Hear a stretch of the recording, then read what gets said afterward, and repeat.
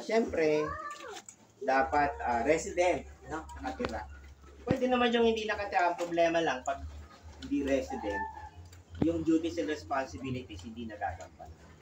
May mga OWA kasi tayong gano'n na halimbawa, 7 sila, yung 5 hindi nakatira. So pag may meeting, wala laging quorum. So may disadvantage. So better, actually, wala pa tayong bylaws. Later, ito mga sinasabi ko na principle lang. Dapat resident. Okay? Tapos, syempre, walang utang. No? Kasi dapat later, yung ating mga officers ay role model. Role model kasi may mga COA, hindi ko na babanggitin saan. Naging issue pa yung naging officer kasi nung naging officer sila, may mga utang sila, tapos nung na-elect na, nabayaran daw yung property ng buo. Alleged lang naman. Better walang ganon. Tapos, may mga COA din na na-dissuade yun. Na-dissuade, hindi ko na babanggitin kung saan. Kasi sa Region 4, may 7,000 COA. Region 4, no? Calabar Zone. So, yung mga issue natin dito is the same. So, hindi unique yun. Partly, yung finances very, very crucial kasi dapat mapapagkatiwalaan natin yung elect natin. Lalo siyempre yung magiging treasurer. Sa aking hawak ng bank account, dapat may bank account. Tapos, ano pa yung mga crucial? President, no criminal record, good standing, legal aid siyempre. Yun yung common, no? Pinaka-basic.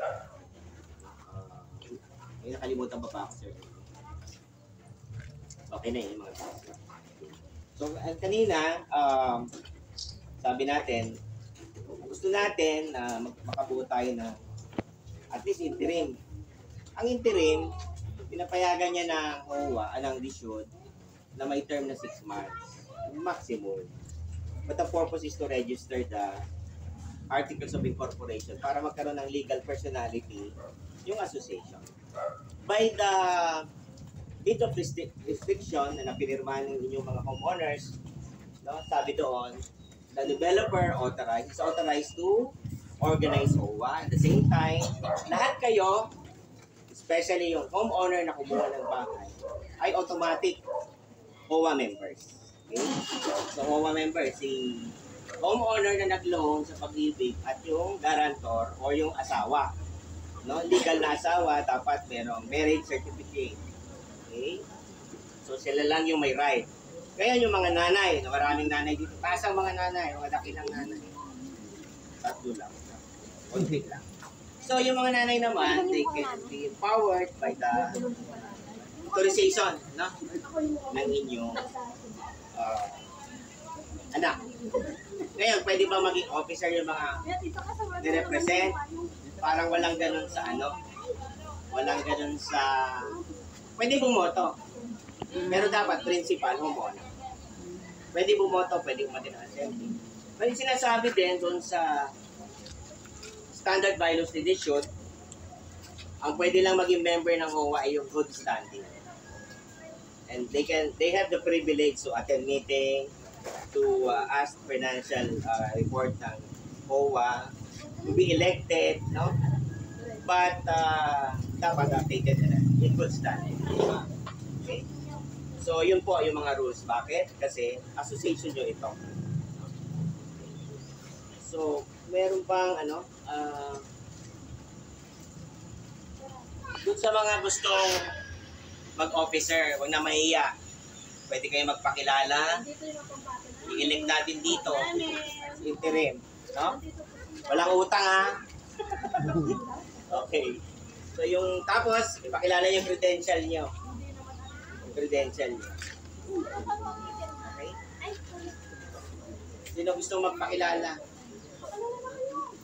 You want to say something? Interim.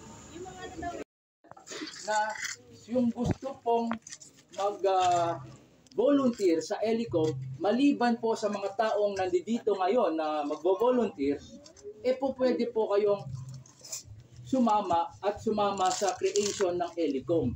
Yung ELICOM naman po, minimum of 3, maximum of 5. Yun yung nakalagay sa DSUD.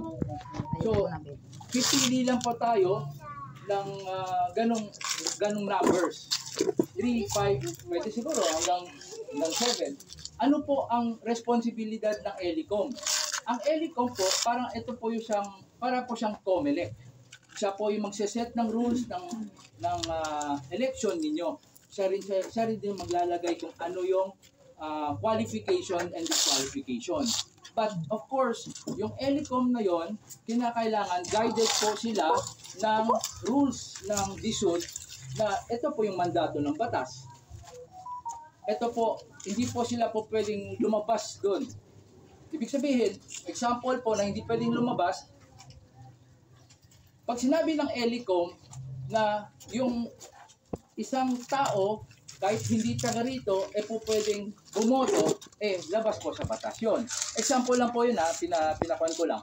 So, doon po siguro muna tayo magsimula, kasi ang mula sa narinig ko, gusto nyo nang magkaroon muna ng ELICOM para tumuloy na tayo sa election. So, liliwanagin ko lang po, yung election pong ito, may dalawa po kayong yung normal po na ine-elect is ang interim. So ang interim, ano ang role ng interim? Role ng interim is gagawin nila preparatory work para sa pagpasok ng mga ihahalal na eleksyon ng mga officers.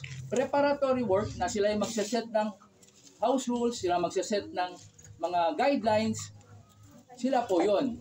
Then, after that po, yung mga tatakbong officers, kinakailangan pong i-respect nila yung nailatag na unang programa ng ELICOM. Ng interim.